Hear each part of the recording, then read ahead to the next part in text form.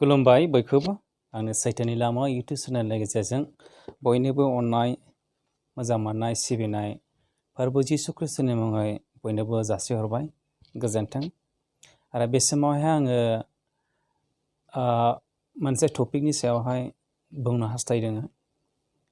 बे जाहैबाय इसोरा अननाय। God is good. इसोरा मोजां।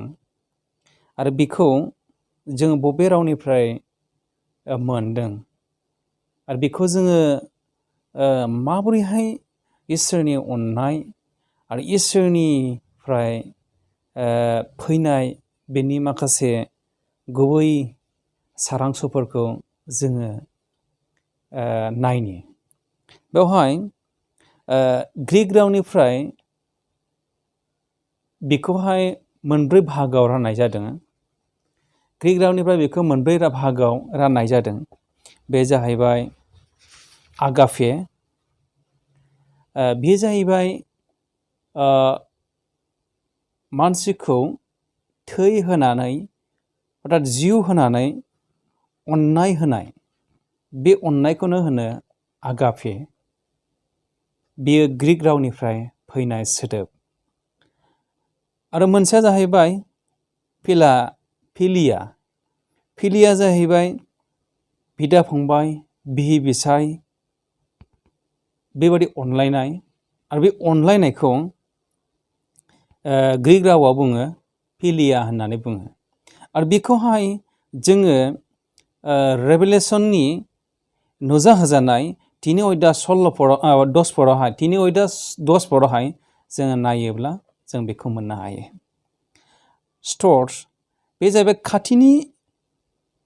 खाथिनि मानसिखौ गावखौ बादि अननाय। गामिनि मानसिफोरखौ, न' उसुंसेनि मानसिफोरखौ गावखौ बादि अननाय, हेफाजाब होनाय, अनलायनाय, बेखौ होनना बुङो स्टर्स अननाय।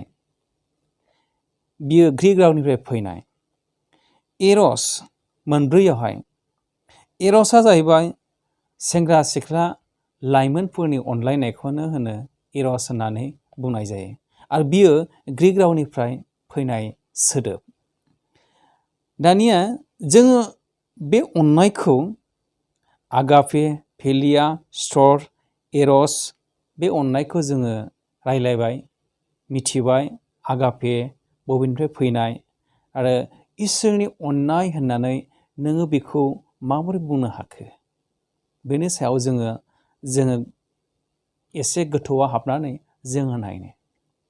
जन 3:16 बेबादि लिरदों, जोङो नायनि। गोथार बाइबेलनिफ्राय जों फरायनानै खोनासंनि। जन 3:16 बेवहाय जोंनि गोथार बाइबेला बेबादि बुंदों।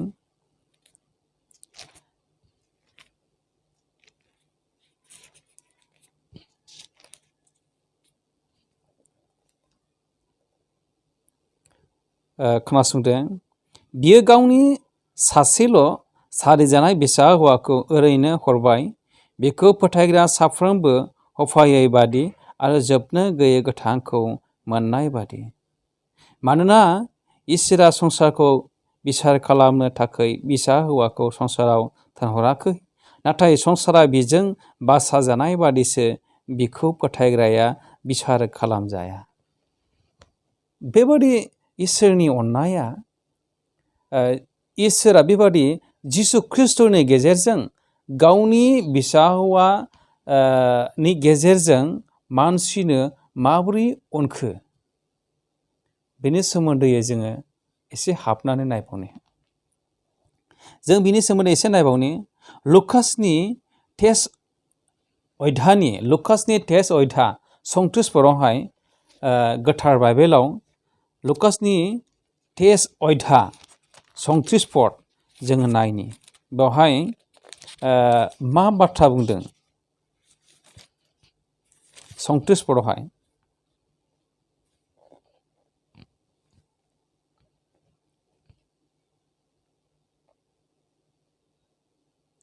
आन्थाय जिसुआ होनबाय, आफा, बिसोरनि दायखौ नागार, मानोना बिसोरो गावसोरनि मावनायखौ मिथिया। आरो बिसोरो गर गेलेनानै बिनि हिफोरखौ रानज्लायबाय। इसोरा जोंनि जिसु ख्रिस्ट'आ संसाराव थानाय समाव गावनि फोथायग्राफोरखौ लानानै बियो जब्रा फाहामदों, खानाफोरखौ नुहोदों, लेंग्राफोरखौ थाबायहोदों, नुयिफोरखौ नुहोदों, रायलायनो रोङिफोरखौ रायहोदों। बेबादि बियो आसरित सोमोनांथाव बियो खामानि मावबोदों संसाराव थांना थासान्दि। आरो बेयो जेब्लानाखि क्रुसाव आलाय जादोंमोन, बे क्रुसाव आलाय जानाय समावहाय बिसोर जाय मानसिफ्रा जिसु ख्रिस्ट'खौ क्रुसाव होदोंमोन, बिसोरो जिसुखौ हाजिरनानै बुंदों, नों जुदि इसोरनि फिसा हौवाब्ला, नों जुदि गावखौ बासायग्राब्ला, नों गुबुनखौ बासायनो हायोब्ला नों गावखौ बासाय। बेबादि होननानै गोबां ठाट्टा खालामदों जिसु ख्रिस्ट'खौ, गोबां ठाट्टा खालामदों जिसु ख्रिस्ट'खौ। अब्ला जिसु ख्रिस्ट'आ बुंदों गावनि बिसारोफोरनि सायावहाय, आफा, बे प्रार्थना खालामनानै बुंदों क्रुसनि सायाव, बिसोरो गावसोरनि दायखौ जेबो मिथिया, गावसोर मा मावदों बेखौ मुंबो मिथिया, बेनिखायनो बिसोरनि दायखौ खेमा हो। बेबादि अननाय जिउ होनानै क्रुसाव आलाय जानानै बेबादि अननाय इसोरा जिसुआ जोंनो होदों। बेनिखायनो जिसुनि अननायानो इसोरनि अननाय, आरो इसोरनि अननायानो बयनिख्रुइबो देरसिन अननाय। आरो बे अननायखौनो होनो आगापे अननाय, बे अननायखौनो होनो आगापे अननाय। आरो बे अननायजोंनो इसोरा संसारखौ एसेग्राब अनदों, गावनि बिसारुखौ बेबादि निमाहा खालामग्रा, गावनि बिसारुनि थाखाय गावखौ क्रुसाव होग्रा, गावखौ सिथारग्रानि थाखाय सोरबा जुदि आरज खालामदों नामा, सोरबा बेबादि इसोरनो खोन्थादों नामा, रायथिदों नामा,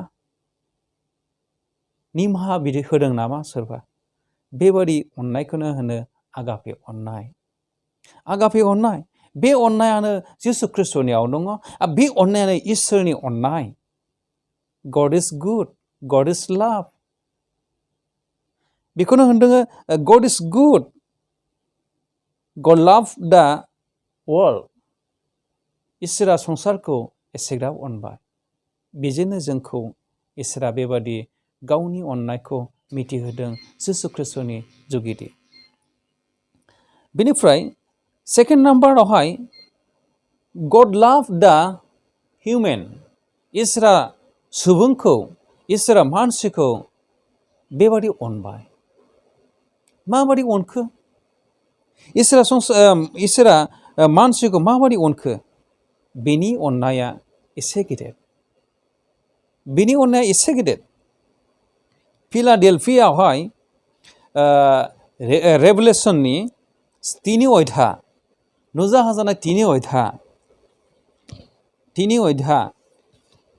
10 पदआवहाय जोङो नायनो। बेवहाय मा होनदों?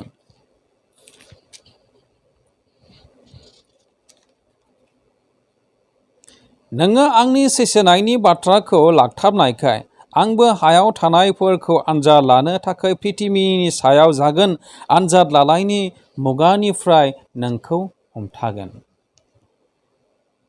बेयो जाहैबाय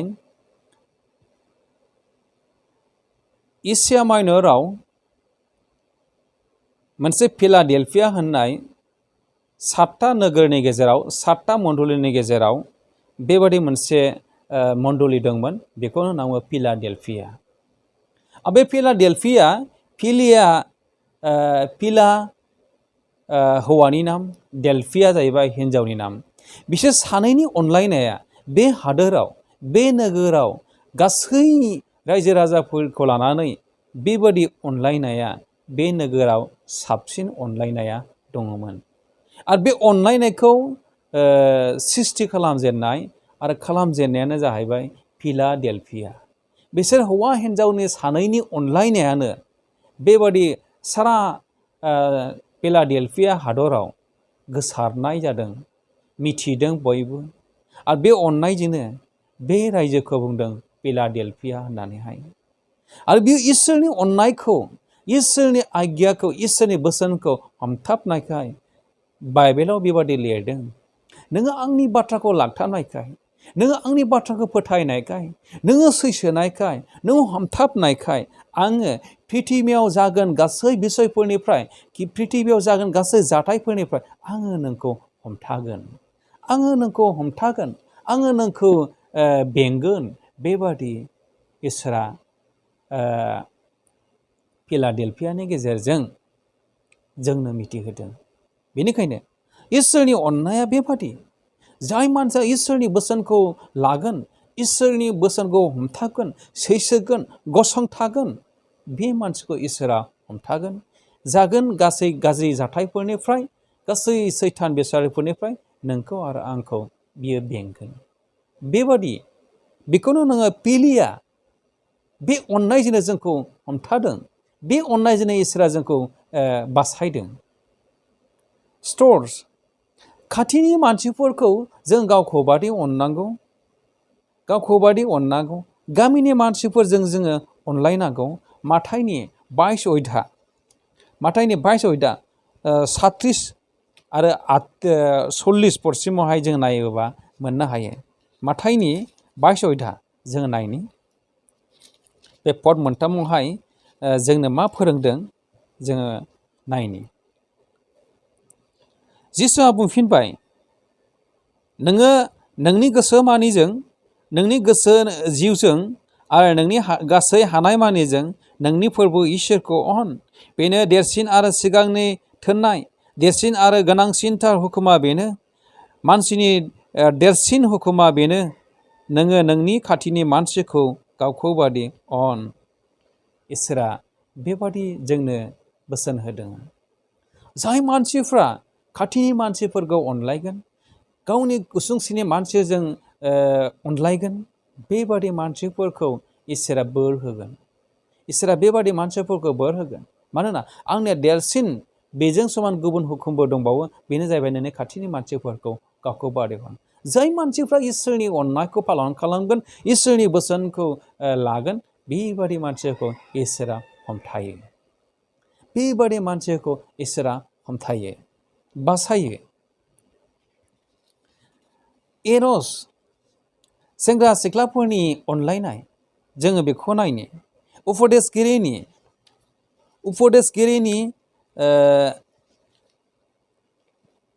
11 अध्याय, उपदेशगिरिनि 11 अध्याय 9 पदखौ जों फरायनानै खोनासङो। बेवहाय माबादि लिरदों नायनि। उपदेशगिरिनि 11 अध्याय 9 पद। जोहोलावफोर, जोहोलाव बैसोआव रंजा, जेसे दिन नोङो जोहोलावहैनो थागोन एसे दिन नोङो रंजा बाजायै था, आरो नोङो जेखौनो गोसो जायो बेखौनो माव, आन्थाय गोसोखां, नोङो जेखि मावा इसोरा बेखौ बिसार खालामगोन। जोहोलावफोरखौ बेबादि जोंनि गोथार बाइबेलनि गेजेरजों इसोरा बेबादि मोनसे हुकुम होदों। जोहोलावफोर, नोङो जोहोलाव जानायखाय नों जेखौ गोसो जायो नों बेखौनो मावनो हायो। नों जेराव थांनो गोसो नों बेयाव थांनो हायो। नोंखौ जेखौ जानो गोसो नों बेखौ जानो हायो। नों जेखौ मावनो गोसो नों बेखौ मावनो हायो। नाथाय नों जेखि मावा मानो इसोरा नोंखौ बिसार खालामगोन। नाथाय नों जेखि मावा मानो इसोरा नोंखौ नुयो, नों गासैबो बिसार खालामजागोन। बेनिखायनो जोहोलाव जानायखाय नोङो जोहोलावनि सलनजों इसोरखौ हामजानाय, इसोरखौ हामजाहोनो हानाय गुन गोनां सासे जोहोलाव जानायखाय तिमथिनि 4 अध्याय 11-12 बुंदों पाउला, जोहोलाव, नोङो जोहोलाव जानायखाय गुबुनफ्रा नोंखौ जुजाइबादि दा सानथोंसै।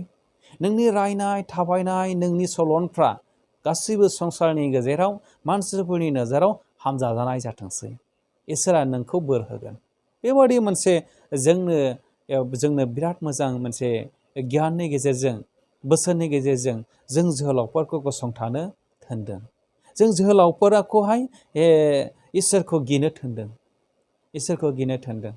इसोरखौ जों इसोरखौ मानिग्रा जों जानांगौ। जोंनि समायनायजों, जोंनि बोलोजों, जोंनि गाननाय जोमनायजों इसोरखौ मान गैयै खालामोब्ला नों नाथाय गोसोखां, इसोरा होनदों नों जेखि मावा मानो इसोरा बिसार खालामगोन होननानै। बेनिखायनो अनलायग्राफोर, इसोरा जों सुबुं माहारिखौ अनबाय। एक नम्बराव इसोरा बुहुमखौ बेबादि अनदों, इसोरा एसेग्राब अनबाय संसारखौ। आरो सेकेन्डआव बियो सुबुंखौ बेबादि अनबाय, इसोरा बेबादि अनबाय। बेनिखायनो इसोरा अननाय, अननायाव थाग्रा साफ्रोमबो इसोरनियाव थायो। इसोरनि बोसोनाव थाग्रा साफ्रोमखौबो इसोरा गावनो हमथायो। इसोरा बे बाथ्रानि गेजेरजों जों बयखौबो बोर होथों। जिसुनि मुङै गोजोन्थों।